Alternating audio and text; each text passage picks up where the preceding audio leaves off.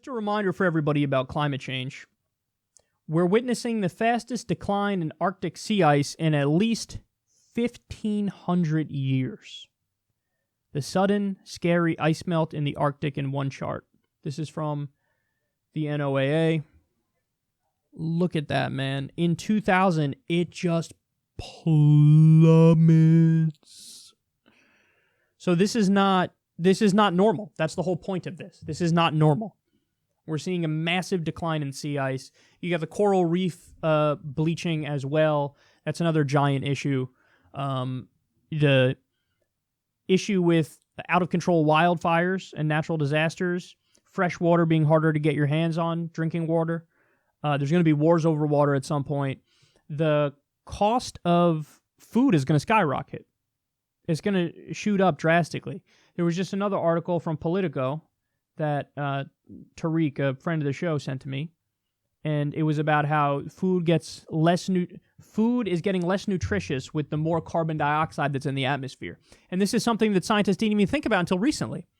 They thought, oh, well, when there's more carbon dioxide, then you can grow more of the food. But with the food growing, for whatever reason, there's diminishing returns where it gets less and less nutrient rich. So it's more just pure carbohydrates, which isn't as good for us.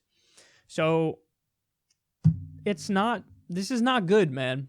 This is not good. And we could be past the point of no return. We're already past 400 parts per million.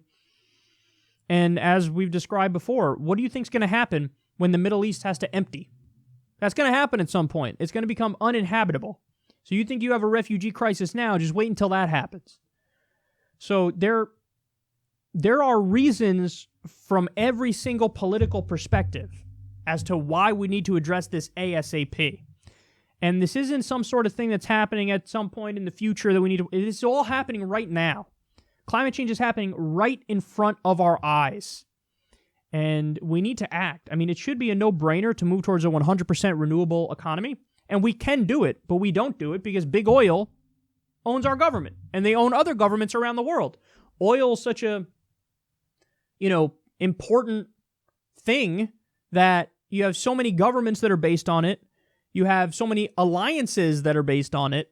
You have the companies that still making money endlessly as the planet burns. And at some point, the jig is going to be up. And we got to do something about this. We got to do a new deal that involves green technology and renewable technology. And I mean, I think the scary fact is, even if we stop now, climate change would still get worse for decades before it would start to get better, because we've already pumped so much shit in the atmosphere that the greenhouse gas is going to the greenhouse effect is going to continue to get worse. So,